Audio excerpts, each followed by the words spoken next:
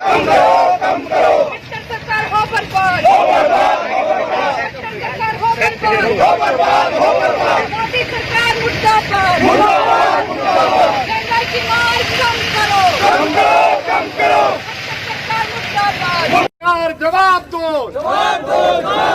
BJP सरकार जवाब दो भ्रष्टाचार क्यों हुआ भ्रष्टाचार क्यों हुआ घोटाले क्यों हुए बीजेपी सरकार इस्तीफा दो बीजेपी सरकार इस्तीफा दो बीजेपी सरकार इस्तीफा दो और बोलो भाई सरकार बीजेपी सरकार कांग्रेस पार्टी चावल घोटाले का कौन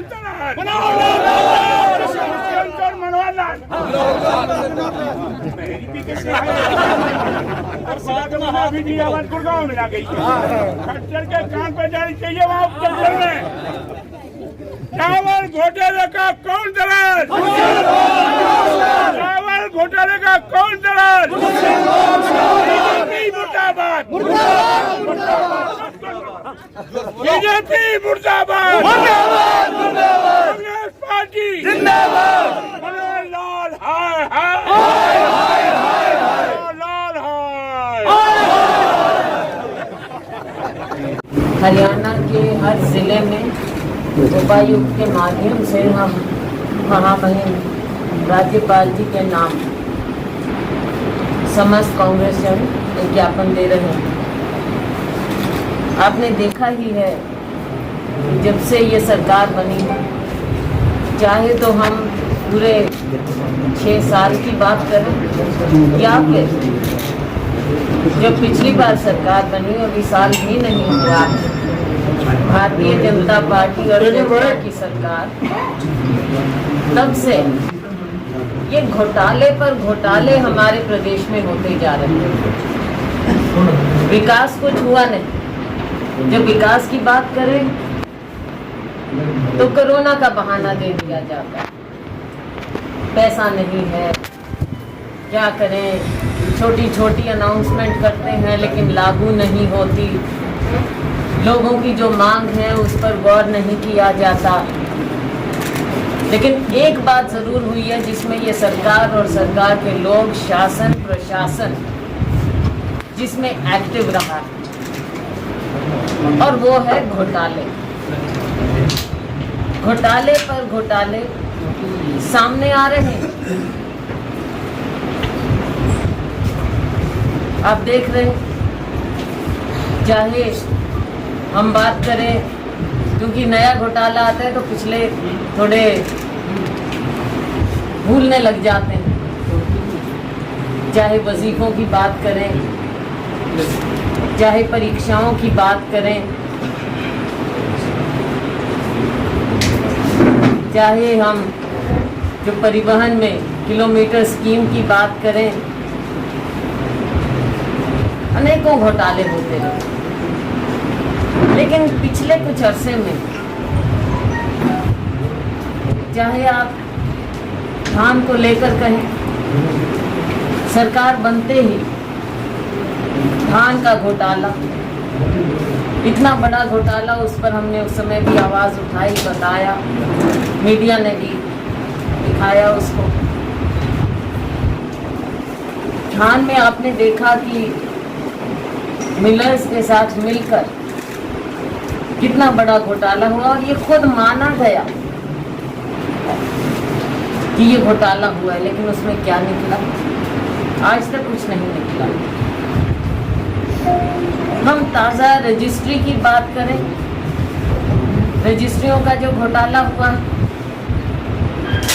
उसमें आप देख लीजिए, क्या 2-4 तहसीलदारों की मार्फत ही हुआ है? क्या उन्होंने खुद किया? जब ये 30 से ज़्यादा जिलों में, जगहों पर, शहरों में हुआ, तो इतने व्यापक रूप से ये कैसे हो गया? क्या फॉर्मूला अपनाया गया? क्या कारण है कि डीटीपी से एनओसी लेना मुनासिब ही नहीं समझा और होती रही रजिस्ट्रियां। कोरोना में न जाने कितनी चीजों पर पर्दा डाला गया कोरोना के नाम पर, कि ताकि ध्यान केवल कोरोना पर रहे। शराब घोटाला हर रोज के मैं उसी पर आ गई। तो रजिस्ट्रियों की बात, उसके बाद अब ताजा बात ले लीजिए, शराब का घोटाला, और इन सब में सैकड़ों हजारों करोड़ों का मामला है। छोटा मोटा नहीं है कि एक दो अफसर की बात। शराब के घोटाले में आप देख लीजिए कि एक और कोरोना का लॉकडाउन, उस समय भी हमने कहा था कि शराब नहीं बिकना चाहिए, ऐसे समय में बंद रहनी चाहिए, लेकिन चोरी छिपे 3 मेल ऐसी रही फैक्ट्रियां जहां पर शराब बनती रही। क्या कारण था, कैसे हुआ, और क्या कारण था कि आप लाइसेंस पर लाइसेंस दिए जा रहे हैं ट्रांसपोर्टेशन के लिए, और 1 करोड़ 19 लाख शराब की बोतलें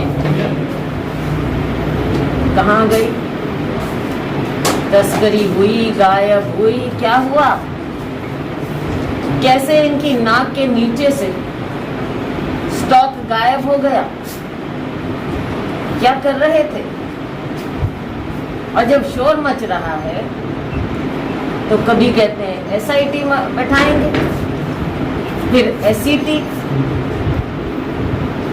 एसईटी हमने उस समय भी कहा कि एसईटी का कोई मायने नहीं होता, केवल इंक्वायरी कमेटी, उसके पास कोई अख्तियार नहीं है कि किसी के खिलाफ वो एक्शन ले सके, कोई मुकदमे दर्ज कर सके, किसी को बुला सके, इंटेरोगेशन कर सके, कोई अधिकार नहीं।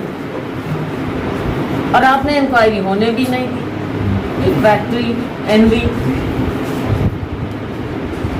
उसकी भी जांच नहीं होने दी।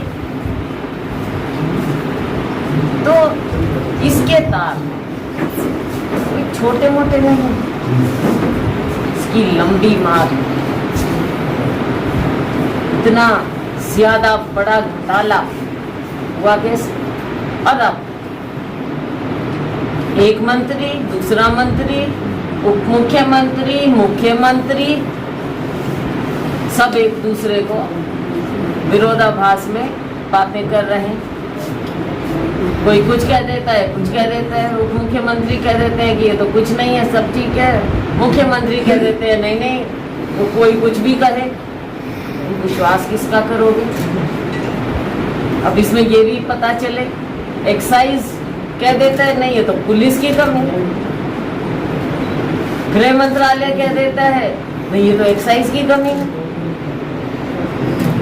मुख्यमंत्री जी अपने आप को बिल्कुल दूध का धुला दिखाना चाहते हैं। कैसे हो सकता, क्या कोई भी नागरिक, पत्रकार इस बात को मान सकता है कि किसी को कुछ पता ना चले और घोटाले पर घोटाले होते चले जाएं और फिर भी बाज नहीं आते हैं, मानने को तैयार नहीं।